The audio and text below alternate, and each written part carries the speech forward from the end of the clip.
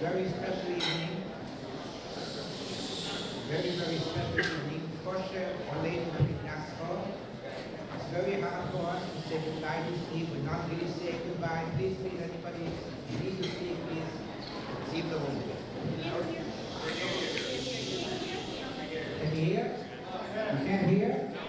Now you can hear? Welcome everyone. This is very, very, it's a very bittersweet evening for us. Saying goodbye to Steve. We're not really saying goodbye.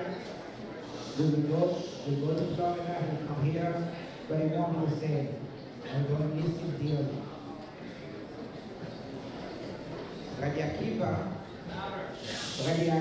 when he came back, after he learned for 24 years, and we had many Talmidim, 24,000 Talmidim, he came back and he told his Talmidim that Sheli v'Shelachem Shelali. He says everything we have that allowed us to learn for 24 years and have those Talmidim is all in the merit of his wife who allowed him to sit and learn. I can say to everyone, I think I can speak on behalf of every single person here, and say that whatever schusim we were able to be zocheh to have, whether it was to host families for Shabbos, allowing people to experience their first Shabbos in their life, allowing people to meet their wife or their husband at our tables, people who experience a Shabbos meal or any shiurim or anything from Steve. I think I can say on behalf of everyone that whatever we have, whatever schusim we have, shaloyu.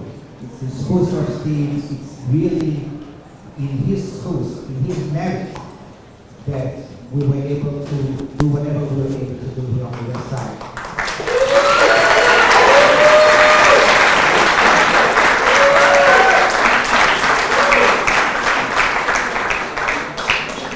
We are not going to have a long program. There are not many speeches. The speeches will be short.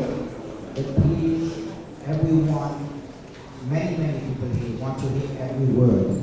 So please, I'm asking everyone to be quiet so we can hear the speakers. It's my honor and pleasure to introduce my dear friend Howard, who was instrumental in putting together this evening. Because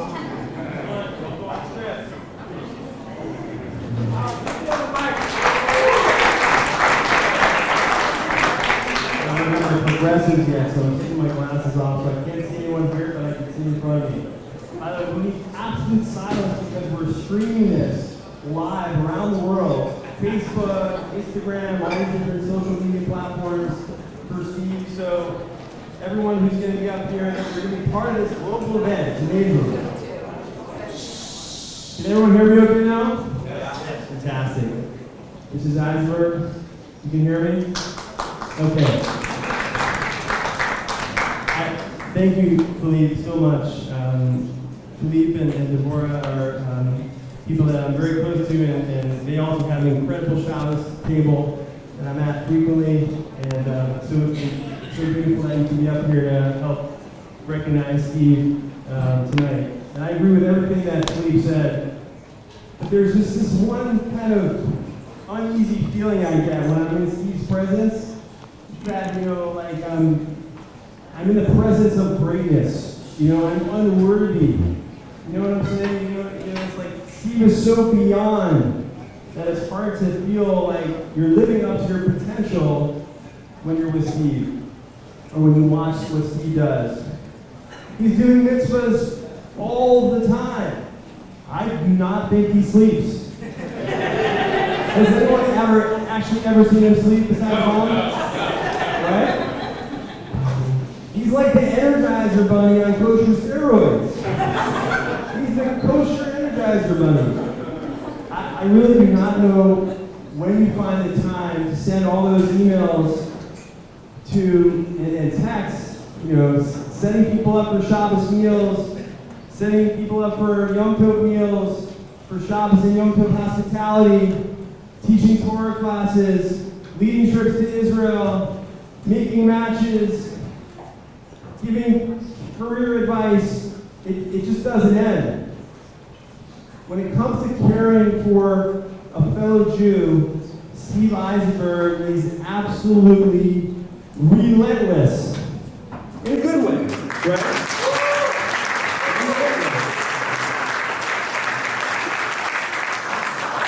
Steve is like the LeBron James, of the Jewish world.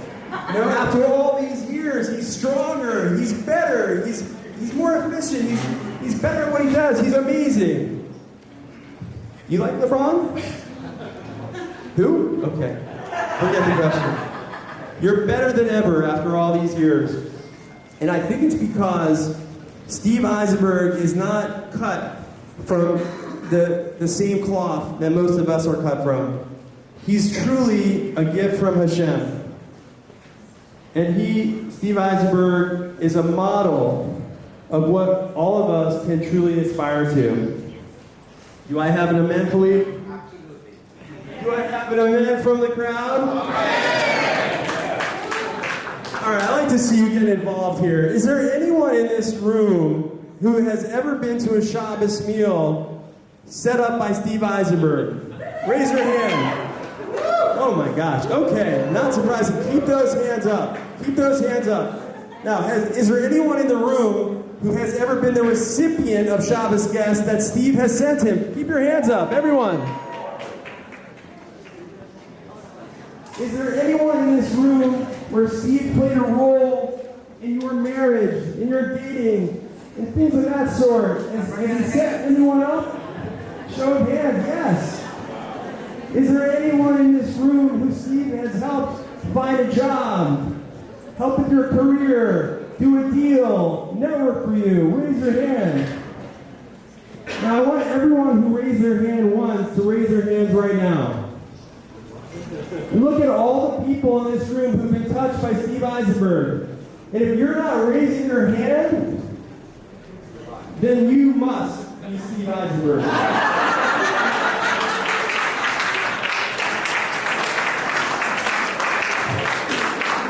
Now before we bring Steve up to say a few words, we're going to have some fun first. We're going to bring up a couple of speakers, and we are going to start, I believe, with Mr. Harry Steindale.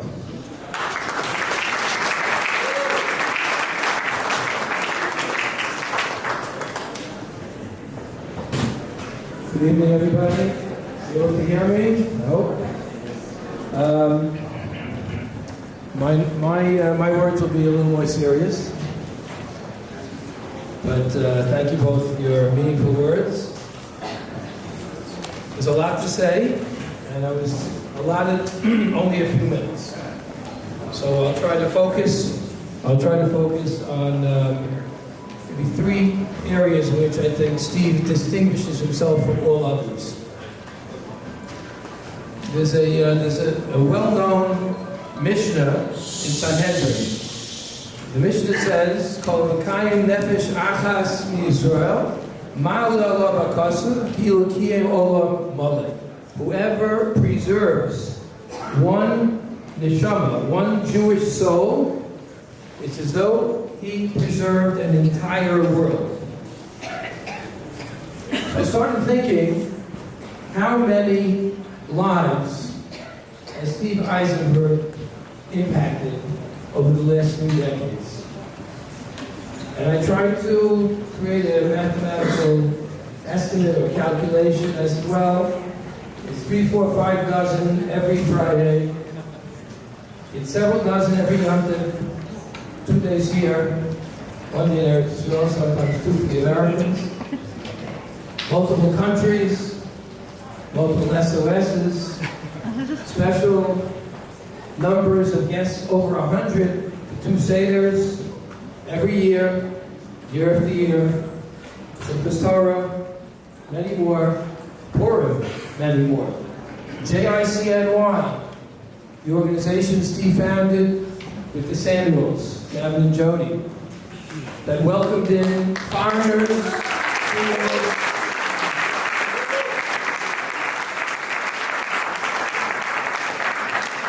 who were thirsty for Judaism, for a closer relationship with Hashem, dozens and dozens and dozens of dinners and events for hundreds of people at a time. Keep calculating. Monday night Torah classes for the uninitiated.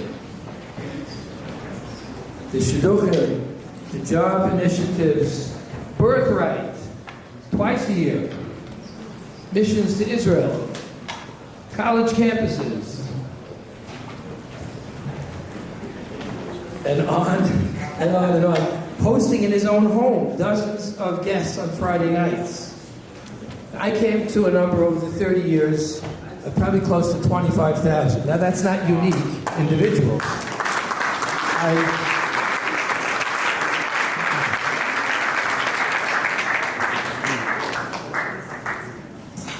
I rolled that back to about, my estimate, 5,000 plus unique individuals. It's staggering. I mean, think, most of us probably don't know 5,000 people in our lives. To have affected positively 5,000 people to find Hashem, to love Hashem, find the ways of the Torah, a better quality existence, it's mind-boggling. And it's not one soul that became a world. It's a world of people that are Steve Eisenberg's people, that are the Jewish people that he affected.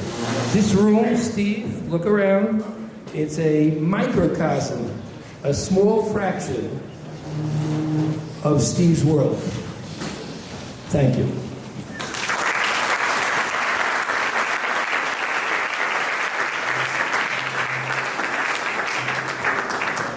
I want to say that, why do people trust him? Get strangers calling, Steve, hi, set me up. I mean, that's absurd. Go to another country, never met this fellow. Call Steve Eisenberg. Says this house to that house, blind trust. Where does that come from? Of course, an impeccable reputation. But it's also because everything he does, and everything he's always done, has been lishma, has been for the sake of heaven. No personal self-aggrandizement. It's totally self-effacing. Every action, every activity, every aspect of his kiruv. He's involved with many, many organizations, well over a dozen over the years. Aish and Base and Rebbe Young Rights, Carnival Bracha, and on and on and on, NJE. And there's nothing territorial about Steve's work. He hands them off, you take them, you go there, you go to Aish, you go to Or Sameach, you go to Yeshiva, you go to seminary, you go to that shul. And he directs everybody, and it's all l'shem shamayim for the sake of heaven. He does that. Nothing in it for him. One night, a little give back we gave him tonight, it's nothing. It's a drop in the ocean. All the honor you ran away from all the years, you know, 1/10 of 1% back tonight. And really, it's for your mom.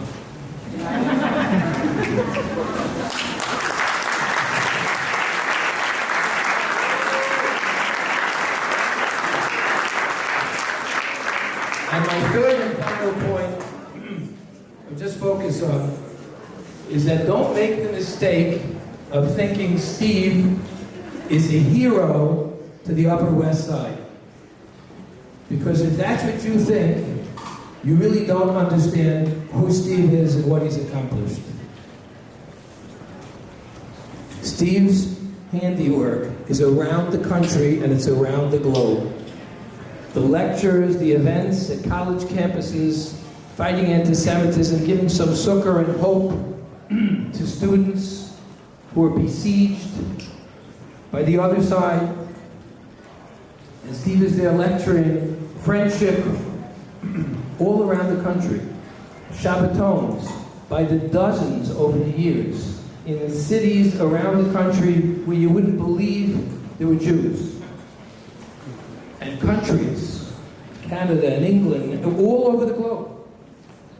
That's something we don't know and talk about. It's a worldwide effect. And the birthright trips to Israel, getting hundreds and hundreds and hundreds of Jews initiated to love the land and to get close to Hashem and the Torah.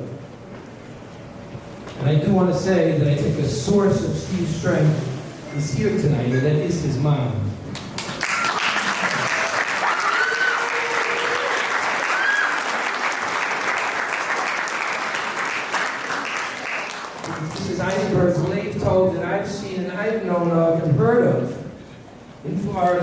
Jersey and here that influenced Steve, impacted on his life in such a definitive, amazing way. The DNA that screams, how can I help you when there's nothing in it for me? So antithetical to the way most of us think. I want to close with a bracha. It's a pasuk in Daniel and Daniel. It says, "Tzadikei harabim kekochavim ha'olam."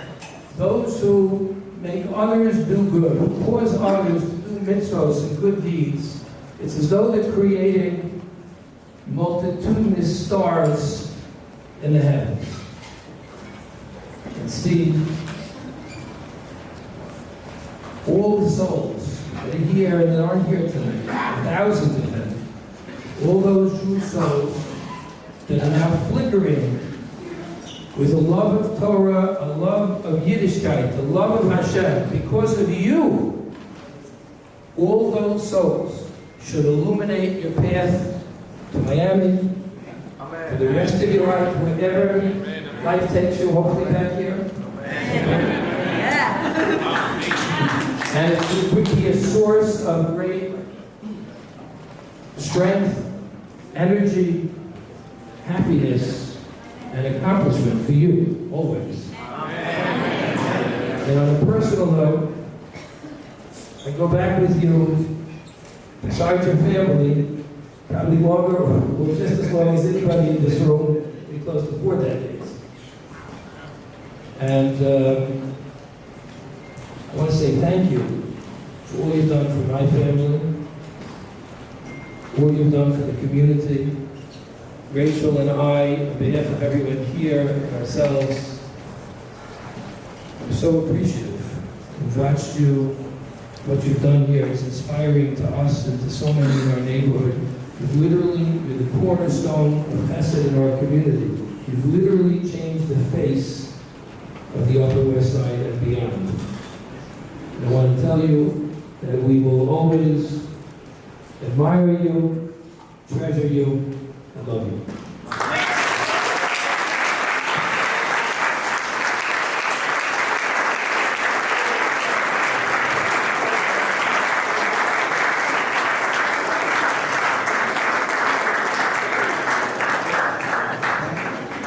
Thank you, Harry. We have a very big honor of having present among us the person who essentially created the Bachuda movement in this country. It's my honor to introduce Rabbi Wolf.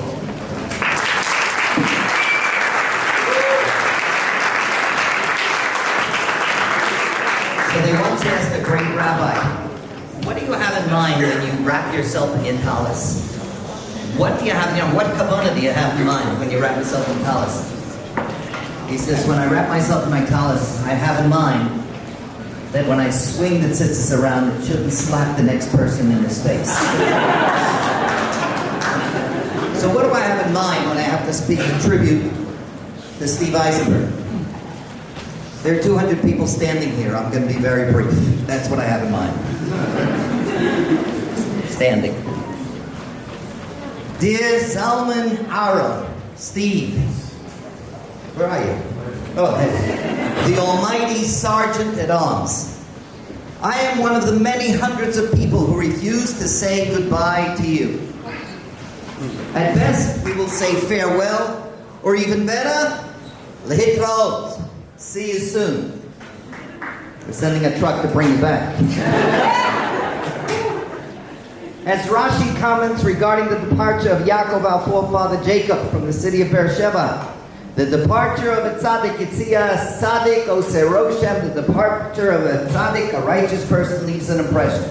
What Rashi truly means to say is that the departure of a righteous person leaves a great void. A great void.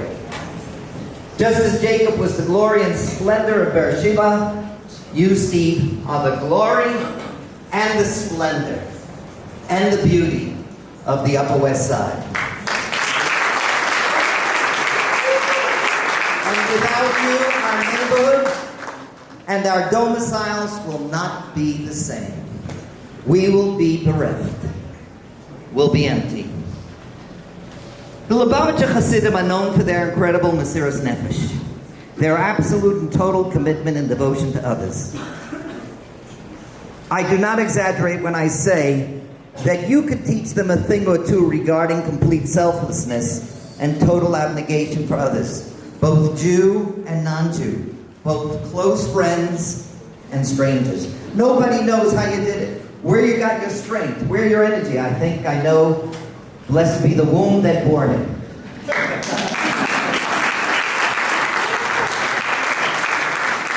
But you performed miracles. Through your charm, your unstinting commitment, and brilliant teaching, you have impacted on us and enriched countless lives, including my own and my family's. You often refer to me as your Rebbe and Kiruv. The truth is, Steve, you are my Rebbe. And I am your Talmud. I am your student. You have made the world a much better place. May Hashem give you health, good health, and strength to continue your noble work and your good deeds. We need you more than ever. We will miss your physical presence, but you will always be with us in our hearts, in our minds, and in our consciousnesses. Go out. Continue to conquer the world for the L'Shem Shamayim, for the sake of heaven. We are your faithful disciples, and we will remain loyal to you. Good health and success in everything you do.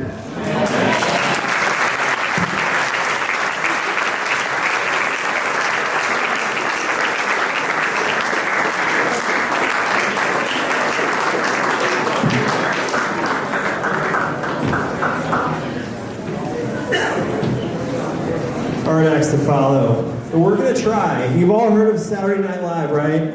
At least some of you? Some of you?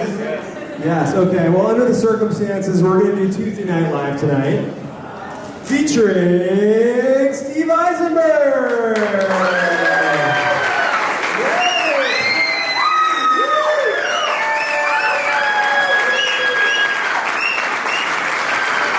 There's more. And musical guest Beyonce. Oh, Rabbi, what? We had to cancel Beyonce. Oh, for 3 weeks, right? For 3 weeks. Sorry. But we've got Steve Eisenberg, everyone. All right, Steve, come on over. We're going to come and sit down at the table here. Come on up, Mom. Yes. Steve, I want to know. Go, you got plenty. You keep using and we'll keep finding. Steve, I think, first of all, how does it feel to be so loved by all of your fans? That good? Overwhelming. Overwhelming. We're going to have to speak up here. You know, so many of us know you by your mitzvahs. The Shabbos tables, the trips to Israel, all the things that we've talked about. I want to know, what does he do in his free time? You do have free time, right? He gives his mother time. He gives his mother time. You know what? Don't answer that. I think we know you do.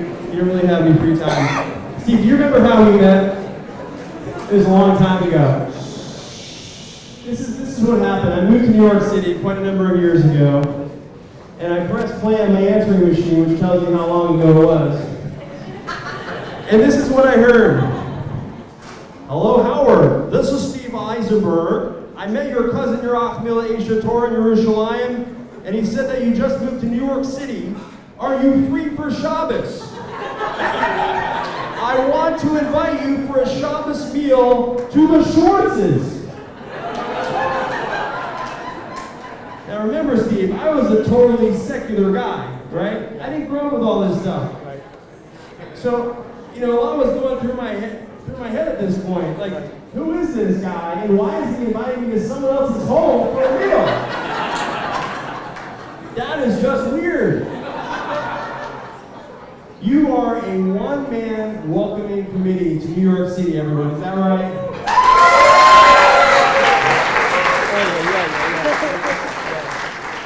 I think everyone in this room wants to know, what drives you to do what you do? Can you answer that in 10 seconds? No. Not 10 seconds. 20? No. No. All right. All right. You know, we got Mom up here. You know, I just want to know, was Steve always like this? I mean, when you were a kid, were you like raising lunch money for other kids at school? You know, did you run mitzvah drives at 10 years old? Mom, what do you have to say about this? What was Steve like? Stephen always had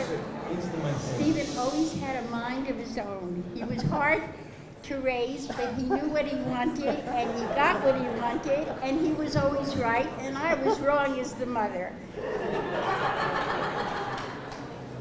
But his problem was he never liked to in sports, and his brothers always loved sports, and his father was sports, and Stephen never wanted to play ball, and it upset my husband tremendously. My brothers are the best jocks in West Orange, so there was no room for me at all. My brothers were legends. The brothers were legends.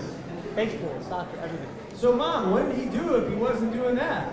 So he didn't want to go to camp, and he didn't want to play ball.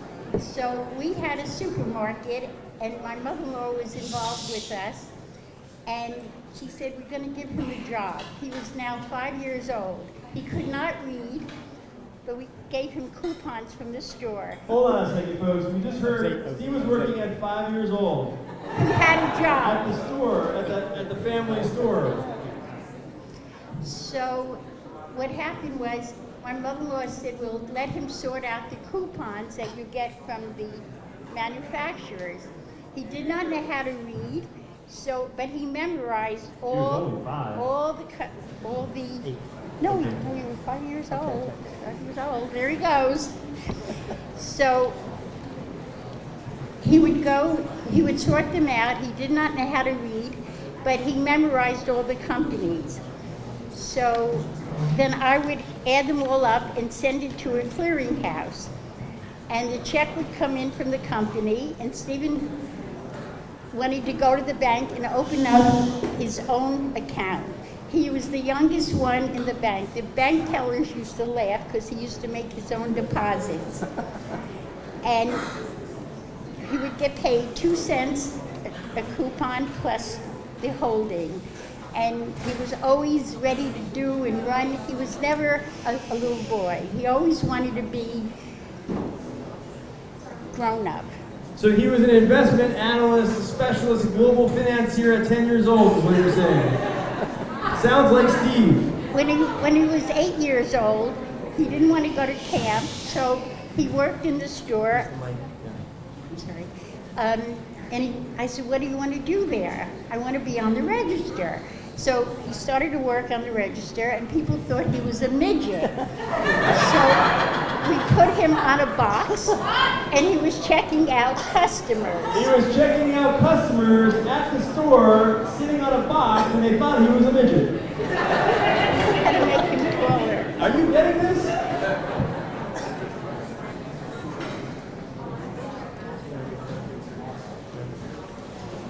Please. What else was Beautiful. Well, we know someone who's getting lots of knockers, shipping lots of knockers tonight, do we not? Beautiful. We're going to bring up some other special people unless there's anything you want to add. And you can chime in at any point. We're going to bring up Deborah Benedict.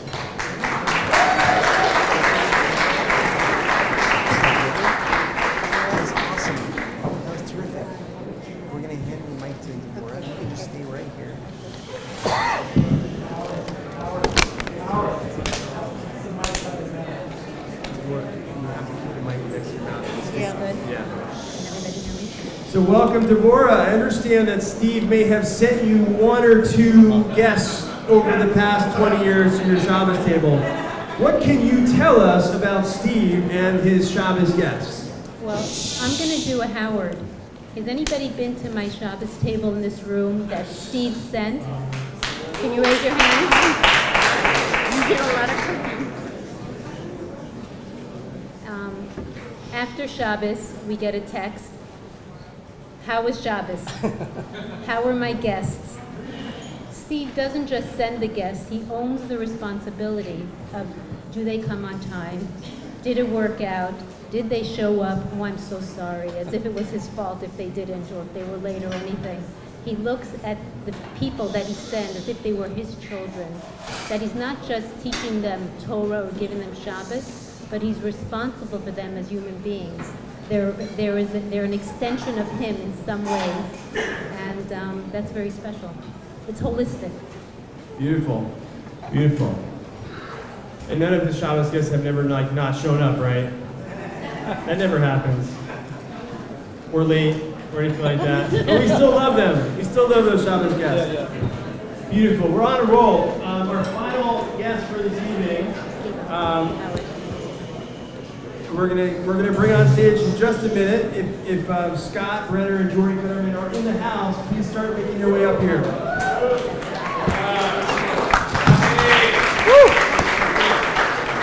I know we usually do ladies first, but we have a script here. We're trying to stay on, and we're trying to wrap up shortly. So here we go. We're going to start with Scott. So, Scott, when did you first meet Steve? And you're going to have to talk right into that mic very loudly.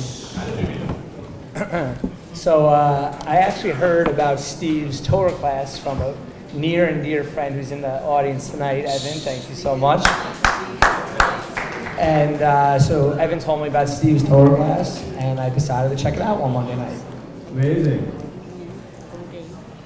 Did you have much exposure to Judaism and Yiddishkeit before that? Yiddishkeit? No, not much at all. Had you been to Israel? No, I hadn't been to Israel before this.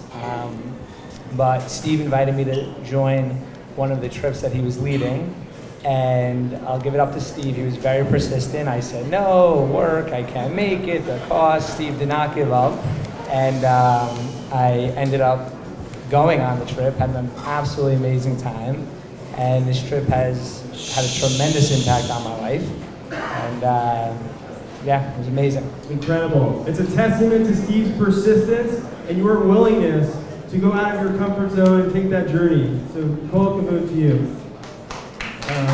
It sounds like Steve Eisenberg had a pretty big impact on your life, would you say? He has, but there's actually some more. There's more? There's more. Well, please do tell. There is more. So, after one of Steve Eisenberg's Monday night learning classes, I was schmoozing with some people in the audience, and I happened to meet who is now my wife after his class.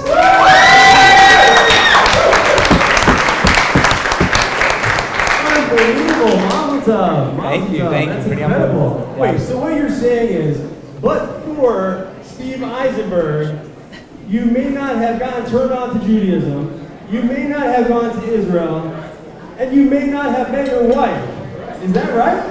That is correct. That is correct.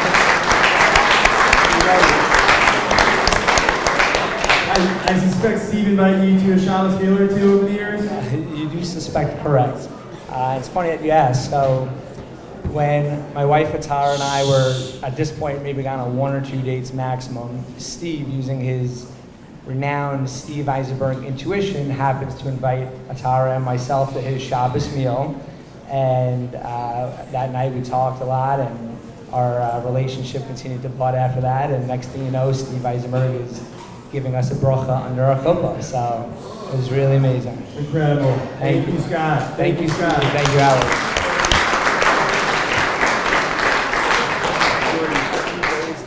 And how about you, Jordy? What's been your experience? I understand you went on a recharge trip pretty recently. Yes, I went on the recharge trip in December, and you know how people can be dramatic sometimes, saying, this was the best thing ever. Well, really, Steve's Israel trip was really one of the best things that ever happened to me. It was very clear to me that Steve designed and ran the trip with such intention. The learning, the activities, the food, everything was created to have meaningful experiences for every single participant. Steve has this very special way of engaging people, getting everyone involved, and having everybody connect. He's such a catalyst, and he does it with such love and authenticity.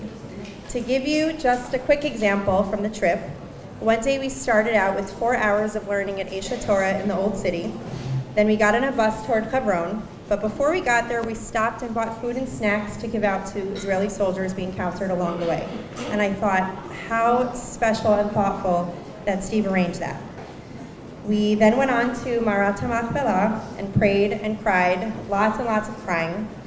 And I felt very connected there. It was really incredible. And if that wasn't enough for one day, we went to an Israeli liquor factory where we had a private tasting. We met the owners who made us feel very welcome and special. We then drove to Tel Aviv for dinner and called it a day. I feel so strongly that Steve was a shaliach from Hashem and came into my life at the exact right time that I needed.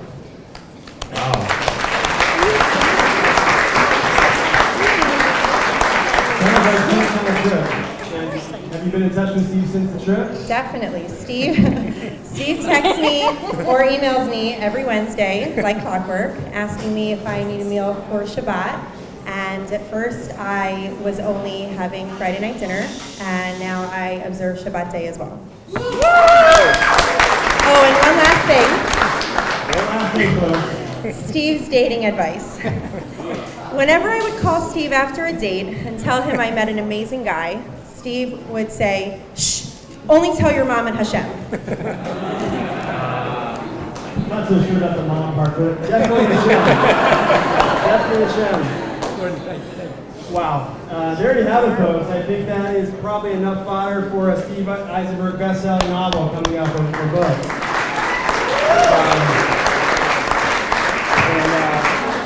Thank you for tuning in to Tuesday Night Live featuring Steve Eisenberg.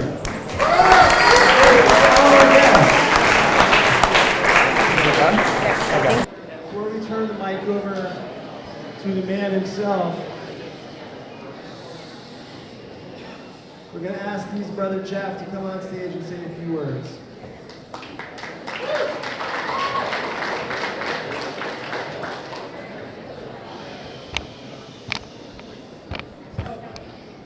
Good evening.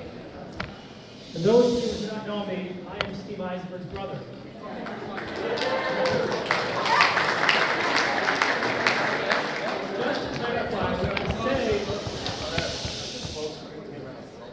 Just to clarify, when I say I am his brother, I mean his biological sibling. I cannot tell you how many events I go to.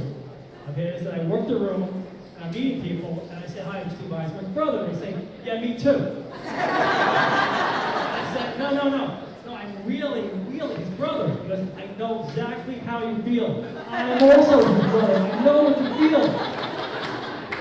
I said, okay, let's just put it this way. We share the same biological mother. So all of a sudden, the person reintroduces himself to me with the warmest hello and welcome that's befitting to a Steve Eisenberg family member. And this has happened many, many times. People reintroduce themselves with a proper hello because I am Steve's brother. It's very hard to stand here and try to quantify who Steve is and what he does. The best description I can think of is to say he's like the Steve Eisenberg of the West Side. Tonight I stand here as one of thousands of Steve's brothers, or as one of Steve's kids. In fact, I'm one of his earliest beginners. And when he started on me, I was literally a kid. Steve proved to be an impact player in the Jewish community from the very early years. It just came naturally and fluidly. My parents never mentioned the importance of helping out and serving the Jewish community and building it. I recall during the Yom Kippur War, Steve was barely a teenager. He gathered up scores of his friends and had them placed around supermarkets, malls, gas stations, and every place where people went and had pushkas, and he was collecting money for the war effort. I remember our kitchen table was filled with tens of thousands of coins and bills. We spent the whole night counting it, rolling it, to get it shipped off to Israel right away.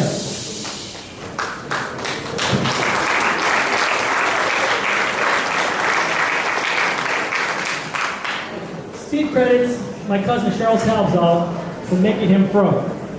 From there, when Steve was in high school, he joined the West Orange chapter of NCSY. New Jersey was known as the Eisenberg region and was the strongest in the country.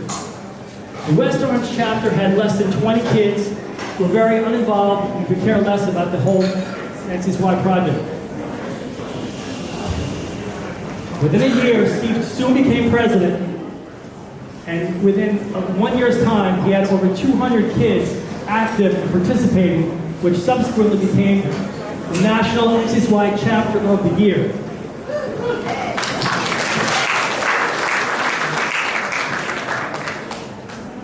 When Steve was a boy, he had endless questions for my father's office.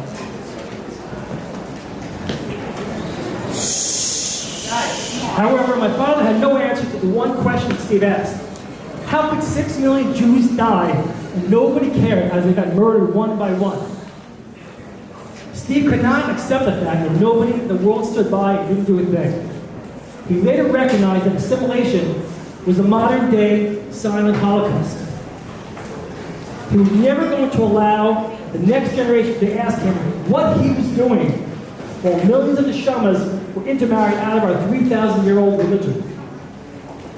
He grew up watching large suburban neighborhoods drift away from Jewish roots.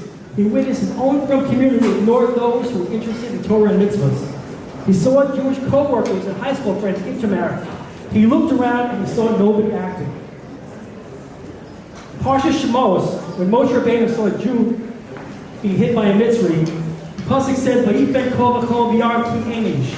Moshe looked one way and he looked the other way, and he saw that there's no one around, and he hit the Mitzri. Now, some of Farshim say it was because Moshe Rabbeinu wanted to see if the coast is clear. But the Lubavitcher Rebbe says it was quite the opposite. When Moshe Rabbeinu saw that there's nobody doing anything to help that Jew, Moshe Rabbeinu had to act to jump in and help that Jew. Steve's life has been dedicated to taking care of all those neshamas that nobody was saving, not inviting, not reaching out, not caring, nor doing enough to help them find jobs. I live out in the 5 towns. During Hurricane Sandy, their homes are getting flooded with water. People, whole family had to escape in the middle of the night while sparks were flying. They went to nearby families, knocked on their door. Even people who never met them before opened the door and let them in. Now, some would call this chesed, but it's not chesed. That's rachamim, that's mercy. When anybody would do this, because it's a merciful act placed at their feet. Chesed is when you go out of your comfort zone, you go to try and help others. That's what Steve is all about. He leaves his comfort zone to go out to help others doing chesed, not the stuff that comes right in front of him. People used to always ask him, where do you find these people? The simple answer is he met them on the same buses, trains, shuls that everyone else takes and uses every single day. When I first got married, my wife and I lived on Broadway and 77th during the golden age of Kiruv on the west side. Despite Steve's capitalistic Wall Street background, he was quite the socialist when it came to other people's Shabbos tables. Each week, Steve would call me and say, Jeff, are you having Shabbos guests this week? I say, yes, Steve. How many guests do you need? Now, bear in mind, my apartment was very small. It held max 12 people at the Shabbos table. So, Steve, how many do you need? He goes, 3, 4, 5, 6 max. But if you can't do 7, just make it 8. And oh, by the way, 3 of the girls made friends over the Shabbos because it's the first time they ever come to the Shabbos table. Bye, Steve. Bye, Jeff. And that was it. It was more than a few times when my wife never had a seat at her own Shabbos table. We had a difficult time cultivating friends because we never were able to reciprocate Shabbos invitations. I reluctantly agreed to move out of the city when my wife showed me the fine print of our ketubah saying we have to move to the 5 towns, which has been 7 years. Gentlemen, read the ketubah. Steve's accomplishments can never be quantified. His tapestry and work has affected literally tens of thousands. I remember once, when we were living together, he woke me up in the middle of the night. He had this idea. On simplest Torah, we should unify the entire community, dance as one in the streets of West End Avenue. And single-handedly, he made it happen. He got all the shuls of every denomination, got the police, called up West End Avenue, and created an Octus event and a Goodwill event. He made sure that flyers were passed out of all the Torah classes that took place in the Upper West Side. And many, many beginners started their Baal Tshuva journey on that very night.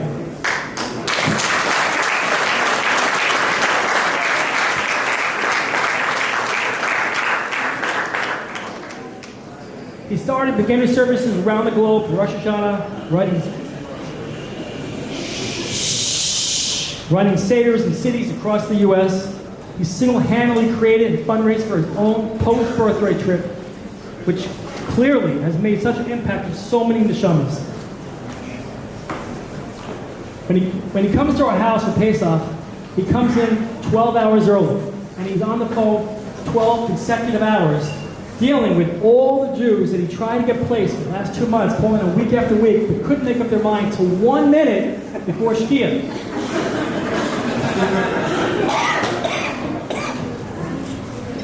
He's never taken a single dollar from his work.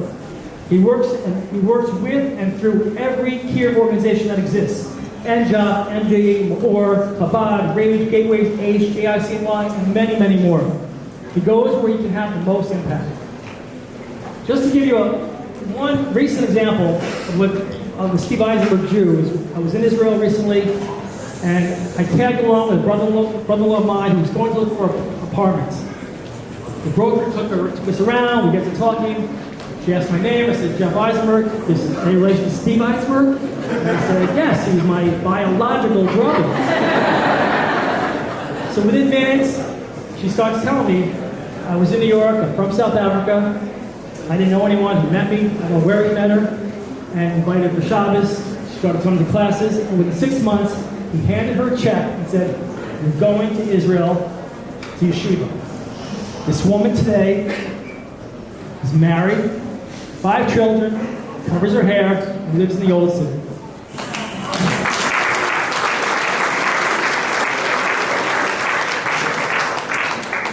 As we all know, Steve always has tremendous encouragement to everyone around him. Even when you call him to ask him for a favor, he somehow is thanking you for being involved with it. Steve's essence, his endless energy and selflessness can be traced back to our biological mother. My mom, if she lived me well, she never stops working for shuls, various organizations, and helping other people. In Florida, she makes sure that no widow is alone for Shabbos meal.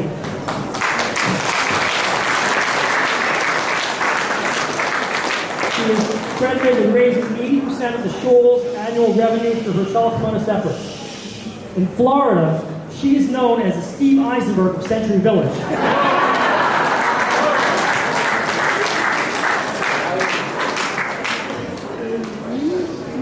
I want to extend my Karsa Tov to Steve's extended family who, in copious ways, support his efforts and nourish both his neshama and good.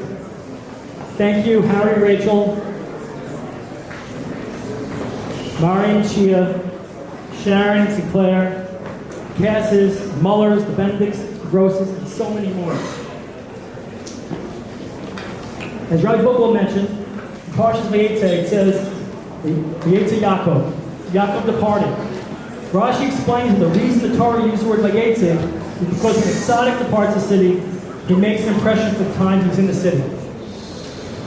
He is its magnificence, he is its splendor and grandeur. And when he departs, these things depart with him. Tonight we say, Vayetze Zalman Aram. My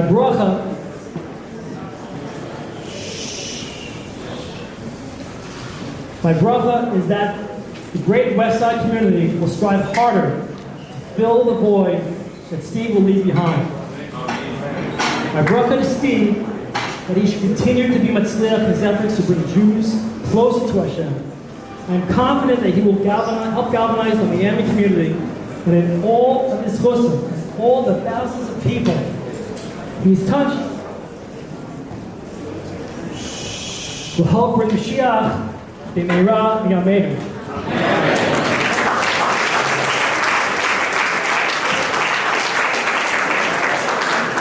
It is now my honor to call upon our brother, Steve.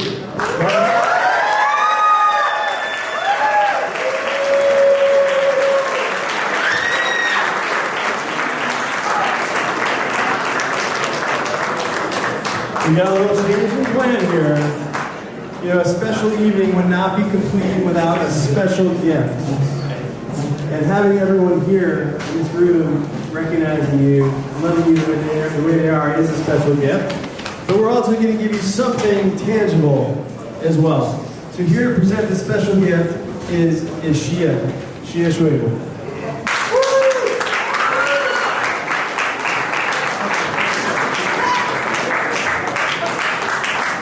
Getting a free apartment 535 West End. You're very nice. Yes, I know.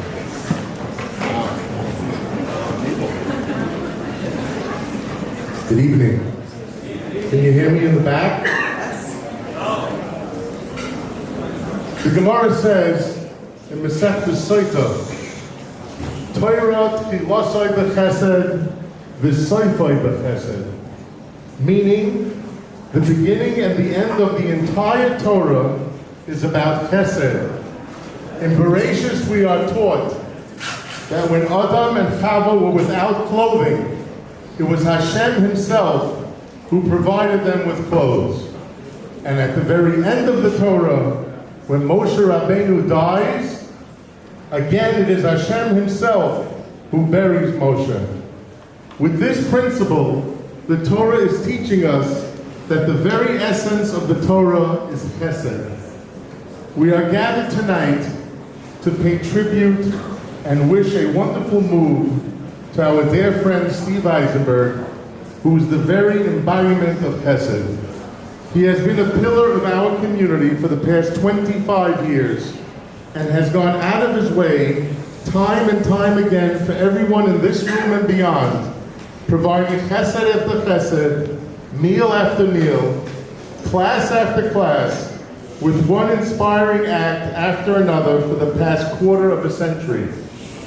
Steve, you have elevated our homes, our families, and our entire community, and have forever marked the Upper West Side as a rare bastion of chesed. As you've heard before, Rashi says about Yaakov's Avinu's departure from Beersheba, Yitzia Sadik Oisa Rosham. When a tzaddik leaves a city, it makes a notable impression and leaves a great void.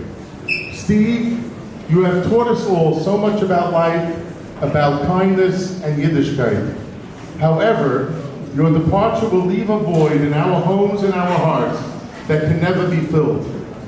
The West Side community has been up in arms since we found out you were moving to Miami. We wanted to show you Hakaras HaTorah for all that you've done for the West Side community at large. On a personal note, my wife and I often remark about how the guests you sent to us and the chesed opportunities you shared with us created a special environment for us to raise our children. A committee spearheaded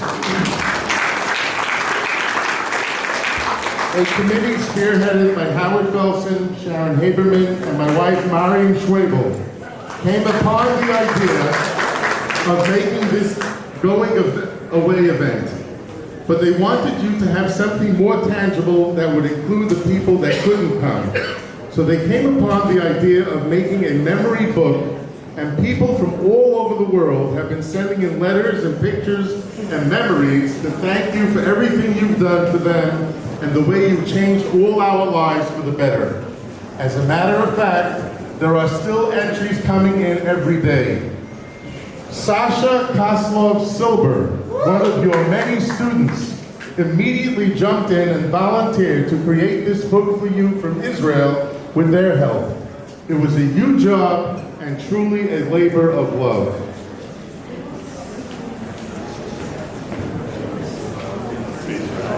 Here is the book called A Book of Gratitude for Steve Eisenberg.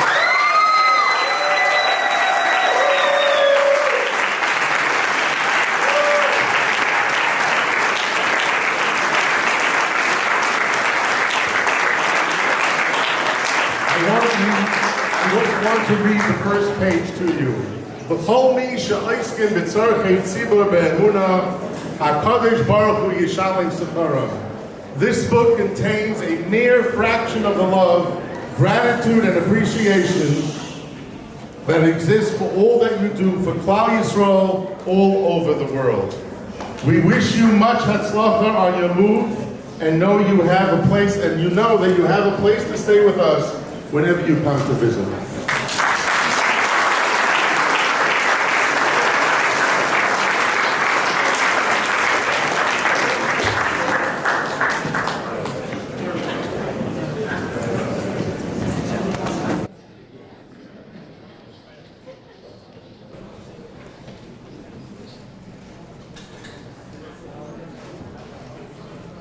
And now, what you've been waiting for this whole evening represents from Eisenberg.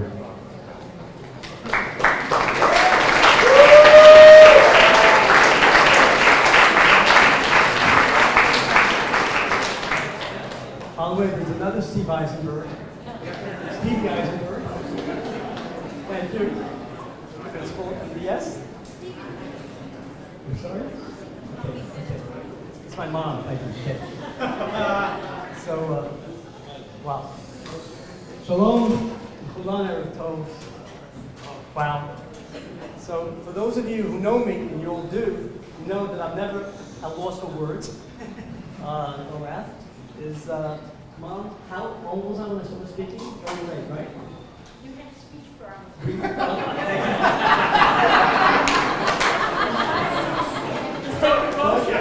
Okay, I speak problem, thank you. I think I started speaking at 2 or 3, and then when I started speaking, I never stopped. But I started walking very early. I never stopped running. So, wow. So a few months ago, my dear friend Sharon Haberman Sinclair said, we have to make you a kiddush when you leave.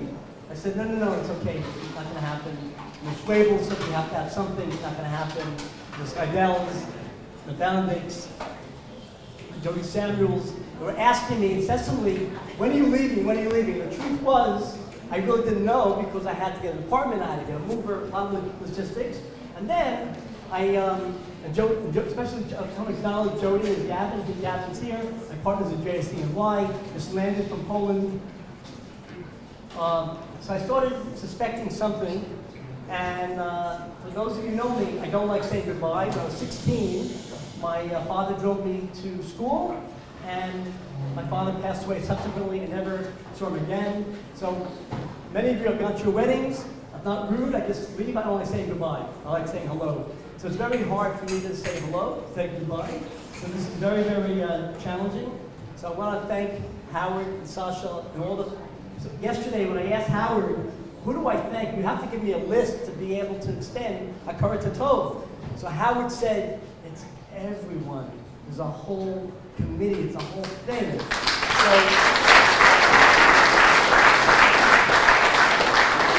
I don't know, but whoever is responsible, thank you so much. Thank you. And I want to thank all of you for coming from all over New York City. So I think I've spent more time being introspective the last 2 weeks than I had my entire life. I was really trying to connect all the dots in my life, how I came to the West Side, the amazing Hashkafa Pratis, of my life. So how did I come to the West Side?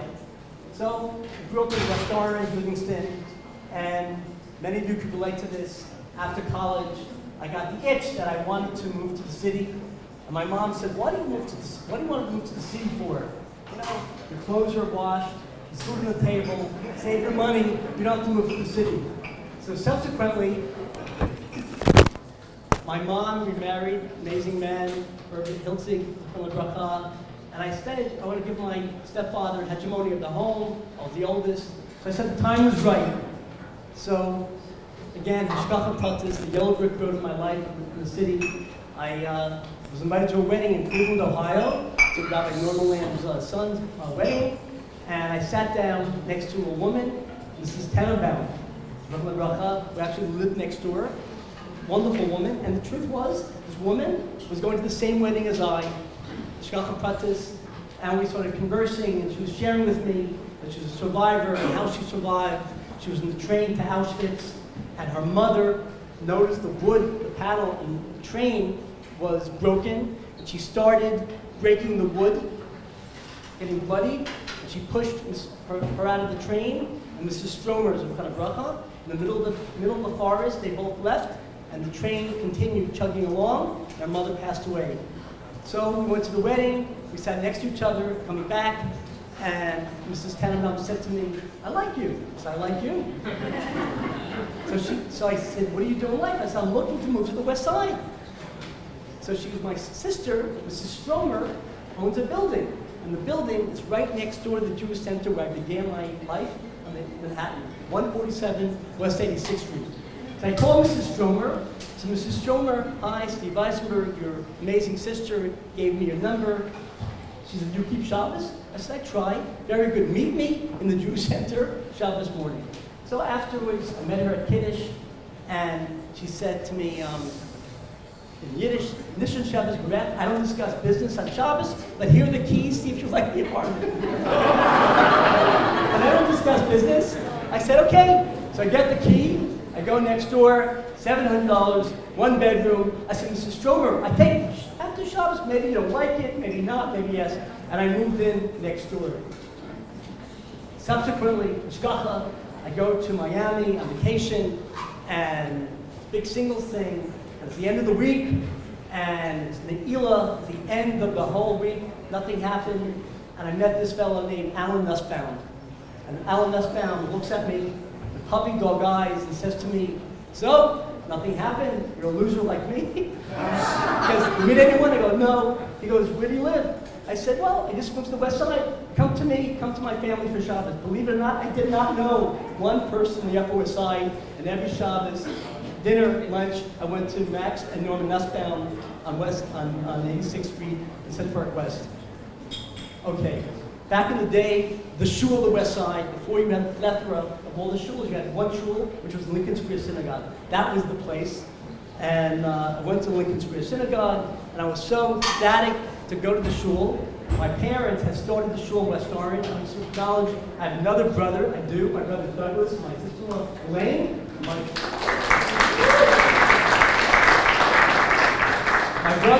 my brother was the jock of New Jersey.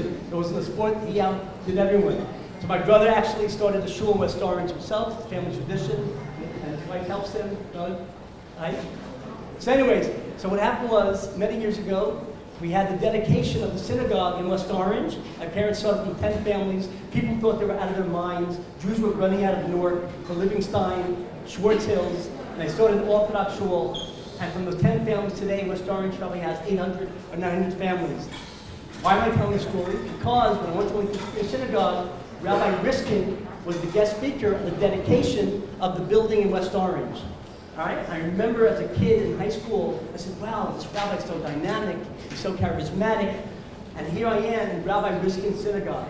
Okay, so one Shabbos, I went upstairs, many Shabbosim, and there was a room upstairs, and people were laughing, cajoling, and I asked someone, what's going on in that room? They said it's called a beginner service.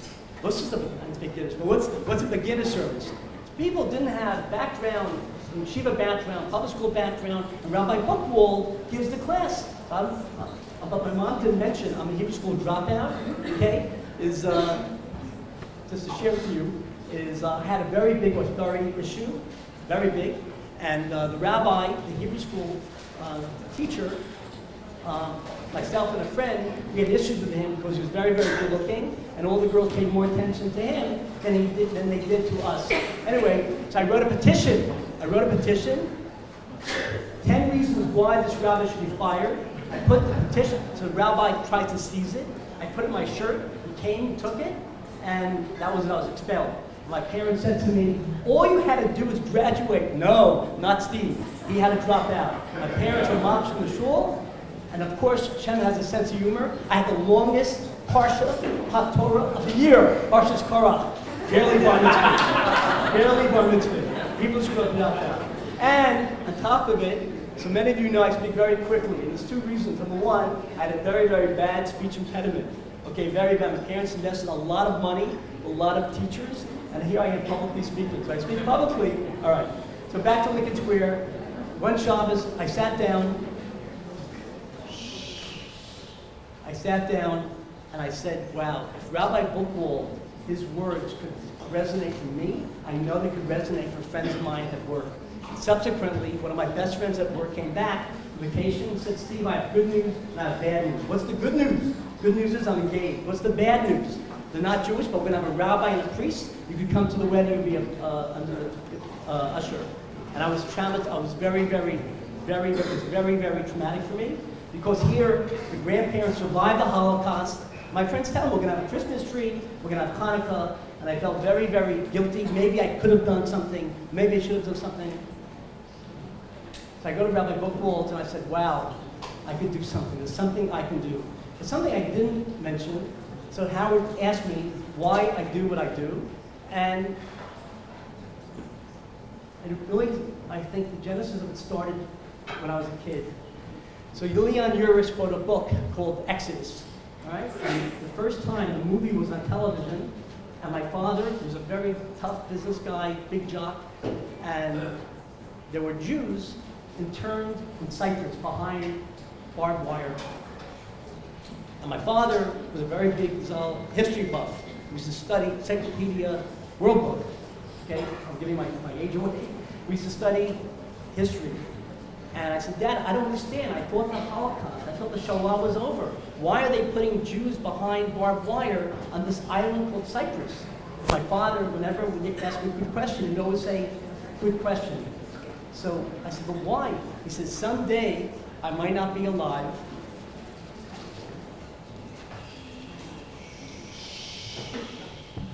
He said, someday I might not be alive. My father was very ecumenical. He had friends. We used to go fishing. We would with Italian friends and Greek friends and African Americans. My father was not a Holocaust survivor.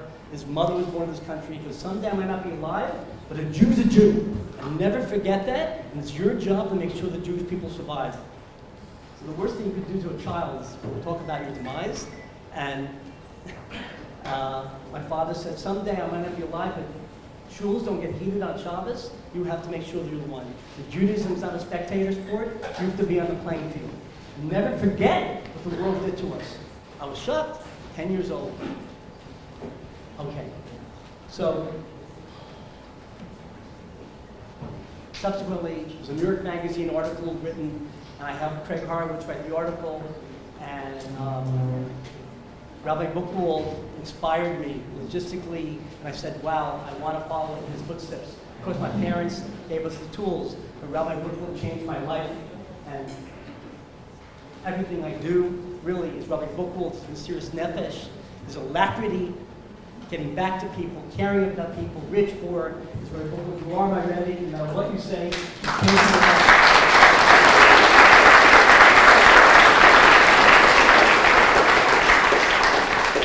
Small ways and big ways. And then there was a program called Turn Friday Night into Shabbat. And it morphed into what's called Shabbat Across America. So I lobbied, and I started chairing the event. We repackaged it. I got a lot of my friends, a lot of Orthodox friends. We had 300 people. And from that, we took the franchise. And Rabbi Buchwald sent me to KJ, the Jewish Center, the Young Israel, downtown, Hartford, Deal, all over the metropolitan area, all over the country, starting in Shabbat Across America. And Rabbi Buchwald never once said, I'm too tired, never. Thank you, Rabbi. Thank you.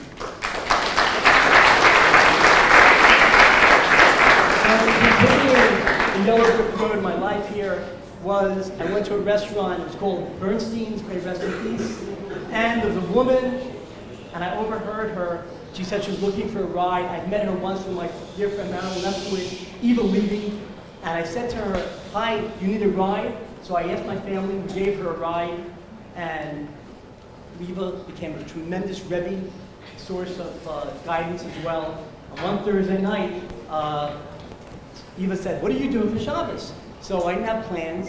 So I said, I'm kind of bored. I need something. She said, why don't you go to Crown Heights for Shabbos? I said, Eva, I'm not interested in going to Crown Heights for Shabbos. For those of you who know who Eva works for Hashem. You don't say no to her, because things happen. And Eva also does not take no for an answer. Eva will push. So Eva continued. She said, why are you so close? I said, Eva, I'm not close. So she set me up with this beautiful Lubavitch family in Crown Heights, and they had a nuclear scientist at the Shabbos table, and he was asking very deep metaphysical, scientific questions. And I said, this is so sad, this Hasidic rabbi, he's sitting there, how's he possibly going to answer this guy? At 12 o'clock, he started responding. His name was Rabbi Simon Jacobson. And I couldn't wait for the guest to leave to have a one-on-one with him. And we stayed up till 5:30, 6 o'clock in the morning discussing metaphysics. And I used to go there for Shabbos for the next 5 weeks, right? Next, so Eva Levy sent me with an amazing couple, Steve and Shrona Spivak, and they brought me to the Lubavitcher Rebbe on a Sunday for dollars. I had no idea who they were. They gave me a ride, and that led me to my whole Chabad. The Rebbe gave me tremendous inspiration and guidance as well. And then the next chapter of my life here was I was walking down the street on 72nd Street. It was an OTB. They built a beautiful building, the Pilevskis, and I see Yamek is going into the building, and I asked people, where are you going? They said, we're going to hear Rebbe Esther Youngrice, Zafan Bracha, to speak. I said, oh my God, Rebbe Youngrice. So I followed them, and it was a dilapidated office, packed, and the Rebbetzin's words just touched me. I couldn't wait to speak to her. I spoke to the end, and she was Shefala, Mamala, right? Where do you work here? Stearns. You know, I give a class every week at Jimmy Kane's apartment. You know Jimmy Kane? My boss from Bear Stearns. Okay? So I said, you're the woman rabbi that they talk about? So that started a relationship with Rebbetzin Youngrice. There was never a Shabbos or Yontiv. I didn't go into Yontiv without speaking to Rebbetzin. We worked together at many events. Next chapter was Eshet Torah. So many years ago, my mom and I went to Israel together, and my mom went back, and a friend of mine from Lawrence had invited me to his house to spend Shabbat. I called him on Friday afternoon. He said, Steve, I'm sorry, but there's no room for you. What do you mean? I have 5 other guests coming to my house. So I said, okay, I'll splurge. There's only a few hotels. One was the Plaza Hotel. It was $75 a night. It was a lot of money. So I couldn't even get a room. What am I going to do? It's 3 o'clock in the afternoon, Friday afternoon, and I see a friend of Rechov Amel George, and my friend said, why don't you go down to the hotel? There's a guy named Jeff Seidel, and he'll find you a place. What's wrong with that? Jeff Seidel sets people up for Friday dinners Friday night, not 3 o'clock in the afternoon, finding places to stay. So here I am with my piece of luggage. I'm walking in the old city. What to do? I meet this guy with sisters hanging out. And I said to him, I said, brother, what do I do? He goes, you need a place to stay? He says, no problem. I'm going on a tiyul. I'm going on a weekend. You can stay in my room. And that place was called Eshet Torah. And that's sort of the next chapter. So, fast forward, I started working at Bear Stearns, and a partner in the firm calls me up and says, Steve, one of your people are here raising money. He was Jewish, very waspy. One of your people. So I said, okay, send him in. He comes in, and Rabbi Kalman Takuz, she loved me well, and he comes in and said, what yeshiva are you raising money for? You Eshet Torah. So I looked at a check. The guy didn't know what hit him, okay? I said, well, the courage to tell him, thank you so much because of Eshet Torah. And that started a relationship with Eshet Torah. Eshet Torah didn't have a building, and every week I used to look for venues, and then Rabbi Yitz Greenman and Rob Kirch, we worked so hard to get the building going. Okay, next. How did I get to be a teacher? I'm a Hebrew school dropout. Was my friend Steve Fishman knows him. This is a very special guy named Alan Rosansky, a very noted cardiologist from Save, and he used to give a Torah class at Eshet Torah. And what happened was his father took ill. And he had to cancel the class. So Rebbetzin Youngrice used to always teach me, you never ever cancel a Torah class, okay? If you can. Why? What is the value of 20 Jews studying Torah? And how is that going to affect the Jews in Dublin? And how is that going to affect our boys in the Golan Heights? The value of learning Torah. So I said to Rabbi Greenman, you can't cancel the class. He said, well, all the rabbis, Rabbi Golan all the rabbis are busy, then you give the class, Steve. I'm like, what? So, in those days, I stood at a normal hour. I sat up to 3, 4, 5 o'clock in the morning, going through Rabbi Buchwald's tape, Rabbi Geller, and that's why if you ever got to my class and you hear all the different teachers, you're right, it's all them, and Steve Eisenberg's chilling at Spice. So what happened was I took over the class. There were 12 people at the end of the class. 3 people come over, and they go, Steve, that was really good, but when is he coming back? Thank you. So the next week, Dr. Rosansky, his father, got sicker. Cancel the class again. Sharon Lynn, Eshet Torah, calls up and said, will you give the class? I said, sure. I give the class again. Up to 4 or 5 o'clock in the morning. What happened now, I have 9 people in the class. I get done with the class, and 3 people come over. Steve, that was really great, but when is he coming back? His father, unfortunately, was Nifter, and I inherited the class. I had 6 people. And then the class grew, 6 people, 20 people, 30 people, and so on and so on. I get a call from Rabbi Noah Weinberg, and it says, Steve Eisenberg, hi, this is Noah Weinberg. I said, who is this, please? Noah Weinberg. And where are you from? He says, I'm from Asia Torah. Rabbi Noah Weinberg? He said, yeah, Noah Weinberg. He goes, can I meet you for breakfast? So I'm like, Rabbi, let me call you right back. I call my friend Simcha Barnett. I said, Simcha, what does Rabbi Weinberg want from Steve Eisenberg? He says, you have to meet him. I meet him. He puts his hand on my hand. He says, I hear you're giving a Torah class. And there are many people who said, how could you give a class? You don't know anything. You don't have the Shiva. Thank you very much for giving me confidence. He says, I said, Rabbi, should I not go? He goes, do you know Gimel? I said, yes. And you can teach Bet. You know Bet? You teach Aleph. Whatever you know, you can teach. And that started my career at Eish Torah. Fast forward, I go to a restaurant, Ashkacha Pratis, and I meet a woman named Jody Samuels in Dougie's, may rest in peace, on 72nd Street. And I heard about Jody and Gavin from Australia, New Zealand, South Africa, their Chabad house. And make a long story short, we had 2 dinners at Eish Torah for international Jews. And Jody and Gavin were taking care of Australians and South Africans. She said, I booked the Dorner restaurant, but I need people. I said, I have a database from 2 dinners. Make a long story short, we had a dinner, we had 100 people. The first dinner, we turned away 50%. Jody, Internet Guru, built a platform, incorporated that 501c, and that started the JSCNY, 150 matches, 10,000 people, changed the lives, French Minion, all of Shalom, we built the show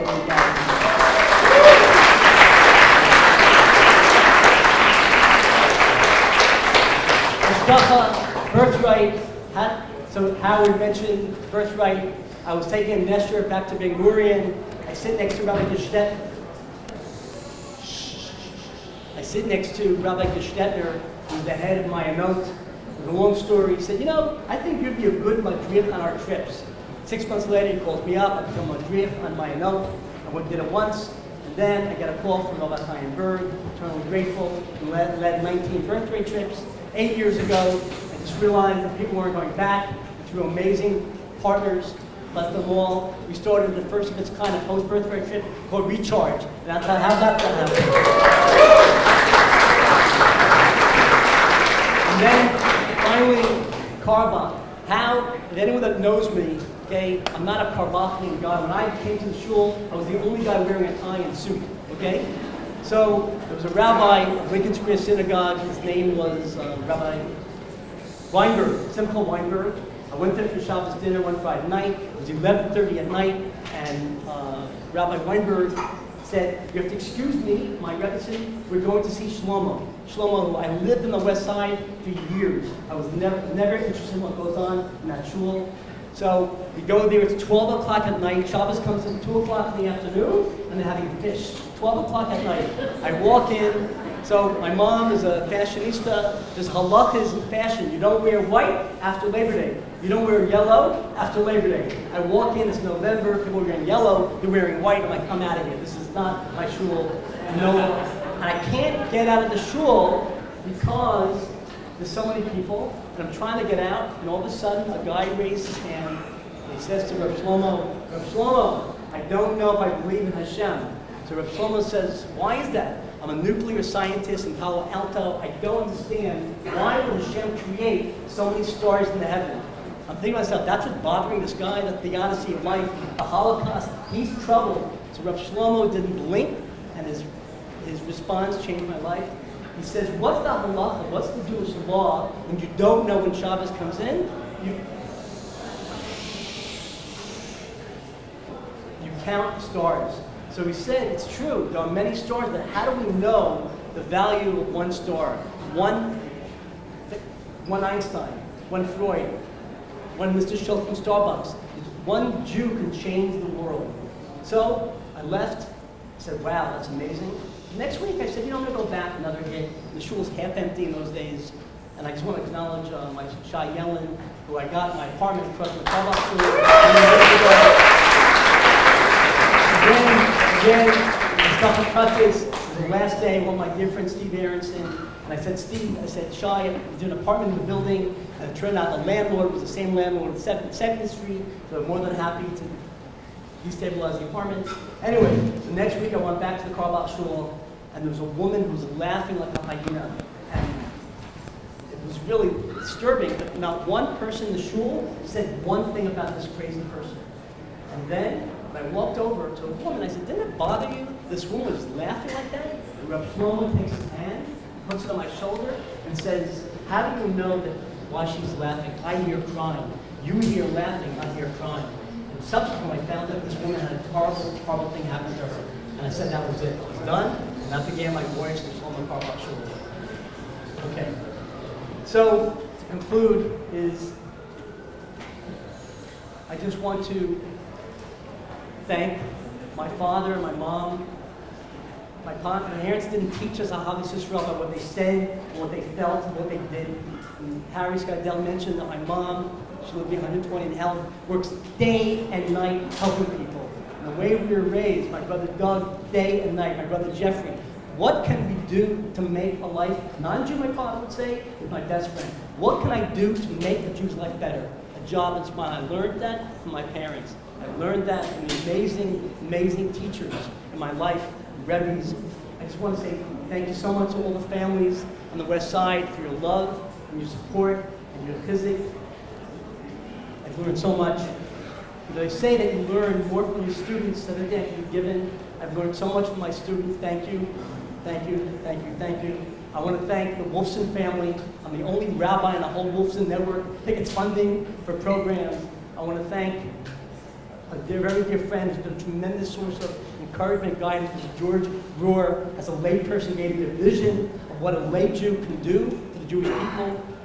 I only live up to his standards. I want to thank a guy by the name of Mark and Chantal Belsberg.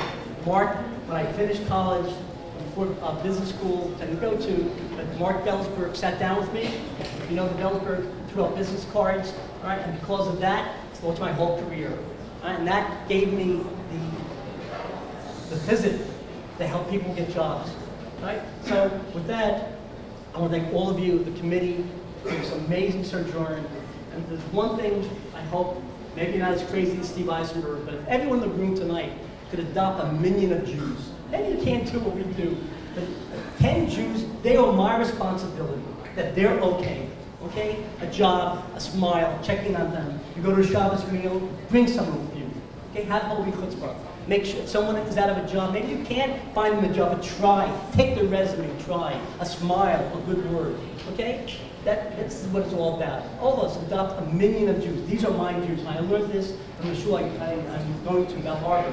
George Brewer's sister, Evelyn Katz, started this program called 1 Million of Jews. That every Jew is responsible of their floor. And I knew 20 years ago, someday this is the show I wanted to be part of.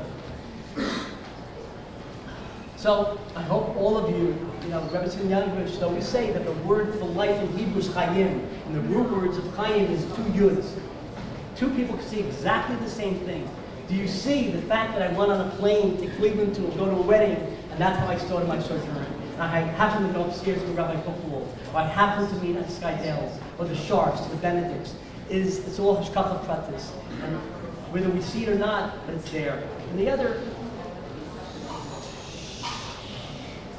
thing I just want to say is I'm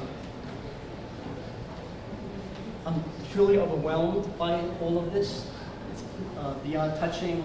And I give you all, and if I've hurt anyone in the community over the years, if you have last my jokes, I forgive you. If I ask for healing from you, it was my intent. If anyone has hurt me, if you take 15 guests, I forgive you as well. And we're not going to say, see you in Miami. Shana Haba Yerushalayim. We'll be there in a week before Tisha B'Av. Thank you very much.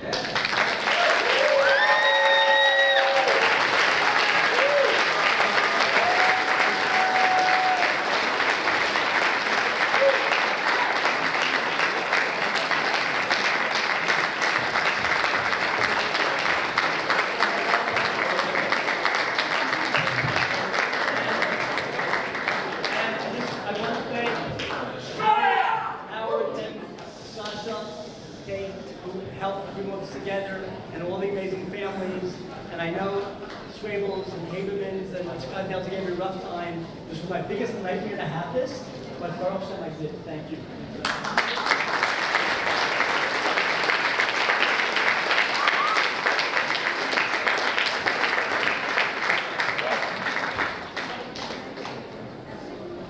That concludes our program for the evening. Enjoy. Thank everyone for coming out. I don't think I'm the type of person to give, I can give Steve Eisenberg a message.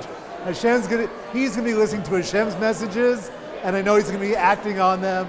So I put in Hashem's hands to give him all the messages, because I know Steve's ready, willing, and able to listen to all of them. My bracha to you is that this next stage in your life, the blessings, the bracha should be over the top in a way that you never imagined for yourself in a million years.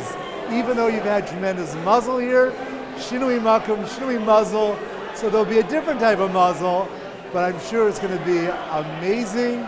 And really, you should your heart should be open wide, your eyes should be open wide, and you should be willing to receive bracha in a way, again, that I don't think hope you never experience it, because Hashem will just give it in bounty.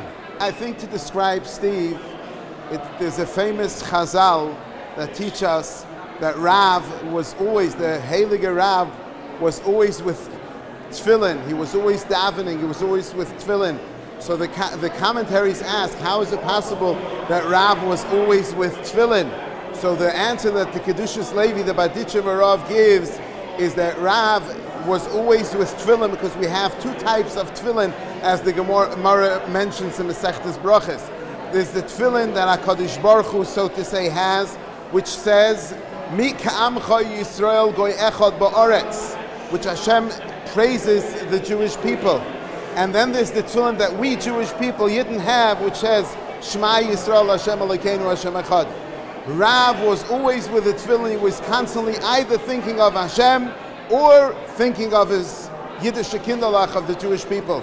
To describe Steve, one word, Zalman Aharon is a Yid that is always thinking either of Hashem or thinking of his Jewish people.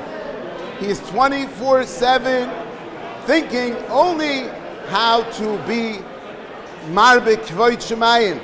So my bracha to Zalman Aharon is, may you continue with your heilige work, and you should go mechayel el choyel from one level to another. You should only have lots of bracha, lots of atzlacha, and we will all miss you, and we hope to see you very, very soon with Mashiach Tzidkenu. Steve loves every fellow Jew like his brother and his sister. There's nothing that he wouldn't do. The shirt off his back, his own apartment. So many times when I was looking for a place for Shabbos on the west side, not only would he set me up for meals, but he would let me stay in his apartment. And not only was I staying there, but there were at least one or two other people staying there. The first time I was there, I woke up and I realized Steve wasn't even there. He just gave his apartment to all of us so that we could spend Shabbos on the Upper West Side. Unbelievable. Unbelievable person.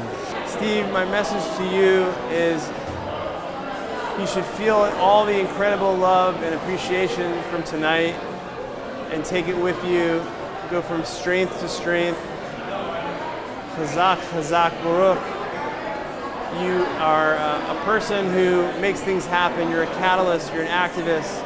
And I know that in your move to Florida, and I'll be watching, in your move to Florida, I know you're going to be very involved in the community, but also very active in your own life, making things happen for yourself. Here at Hashem, we're hoping to have Simchas together. We should dance at each other's weddings this coming year and hold babies in our hands. There should be amazing things to come. So many people turned out tonight, Steve, because they love you and they appreciate everything you've done. And the work that we were doing in anticipation of this event, we got hundreds of emails and messages coming in from all over the world, coming into our special We Love Steve 2019 at gmail.com email address. And one after another, every day, more and more notes talking about all the things that you've done to help all these different individuals in so many different ways, and the gratitude and appreciation that they have for you, and how much they love you and still think about you in their own homes. You're a household name throughout the world to the people that you've touched. And that's why they came out tonight, Steve. All these people, these hundreds of people that came tonight, they came out because you have made an enormous impact on all the people that you've touched for all these years. And this is a true testament to the work that you've done and the person that you are. We wish you all the best. Hashem should bless you to continue your holy work with energy and zeal. And may you have many, many simchas coming up in this next year. I love you, Steve.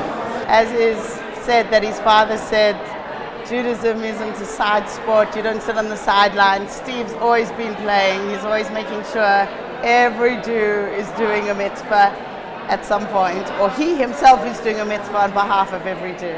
I think Steve thinks Jews are really important people that should be saved. He thinks they should get married. He thinks that people should get jobs. They should get apartments. No, but Steve loves Jews. He truly, truly loves Jews. You know, a few people said to me tonight they felt like they were going to a shiva. They felt so sad. I think, as someone in the community said, one of the speakers tonight said, the community will stand in and they'll try fill the holes, and we can always try and do mitzvahs without him, but there is only one Steve Eisenberg, and I don't think anybody will ever be able to replicate that. My message to Steve is that may he continue to have the strength to do what he does for the Jewish people until he's 120. May he always find ways to communicate his unique message and his special message in a way that people connect. Steve has a unique ability to connect people, and my blessing to Steve, not only to do those mitzvot, but to do them in a way that it connect a young generation of Jewish people can hear him always, feel his wise words of wisdom, and connect to Judaism through him. My message to you, Steve, is that you've been an incredible friend to both myself and to my wife, Nancy. And we love you so very, very, very much. You've had an incredible impact on my life, incredible impact on the lives of our mutual friends. But I just really want to tell you, Steve, that I wish you really all the best. And whatever you're going to, whatever's coming up, it should be with bracha, it should be with blessing. And we expect you to be coming back here very, very often. And you're just the very, very, very best. He's very kind to his mother, calls me 2-3 times a day sometimes to see if I'm okay. And he's always there for me whenever I need him. And of course, as a mother, I'm always there for him. I knew a little bit, but as I see more and more people, I'm getting to learn more and more about him and what he's done in the world and how he changed different people's lives. And it's very touching, you know, to have a son that's so loved by everyone.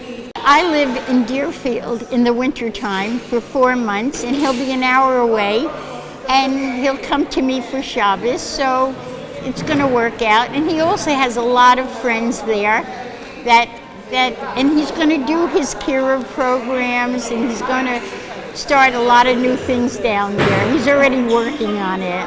As a mother, he's very kind to me, and he's a good son. He's very considerate, very kind. And that's what you hope for as a mother, that your kids should be good to you. Hello, Steve Eisenberg. I just want to thank you from the bottom of my heart for being there for me when I needed you. When I moved to the Upper West Side, I needed a Shabbos meal. I was hanging out with my Goyish friends from high school, and you were right there. You set me up for 3 months straight, week in and week out. Then you said, Ruvain, you used to call me Steve. Steve, now you can set yourself up. And this is my wife, as you remember. Then we met. Then you started sending us people. Then we moved to Passaic. We still stay connected through Kiruv, and you still send us people. You send my wife girls for her to Mechazik. You come and teach on my college programs. And now, before Mashiach comes, you're going to spend some time in Miami. And I know we're going to visit you there and have a great time, especially if it's going to be winter. We love you. Everybody loves you. Most importantly, Hashem loves you. Keep up the good work. Just because you're moving to Miami, I know you'll still be an amazing soldier in Hashem's army. Thank you, Steve, for everything you've done. You're amazing, really amazing. Steve, I only have one message for you. Hashem should send you your wife quickly, B'mheira Amenu. Amen. And just realize how much good you're doing. I said this to you tonight, but the ripple effects of what you're doing, you're not even aware of. And when you get upstairs after 120, you're going to see all the amazing ripple effects of everything you did, which is really out of this world. You're from like a different breed than the rest of us. Keep it up. Hashem runs the world, that even when I thought things were not going the right way, they were going the right way upstairs. And I should have simcha, knowing it's going the right way, even when I think I'm making mistakes, but Hashem has a plan in my life. I love my people. I love a people that has changed the world. I love a people that has changed planet Earth. And I'm so fortunate that I'm a Jew.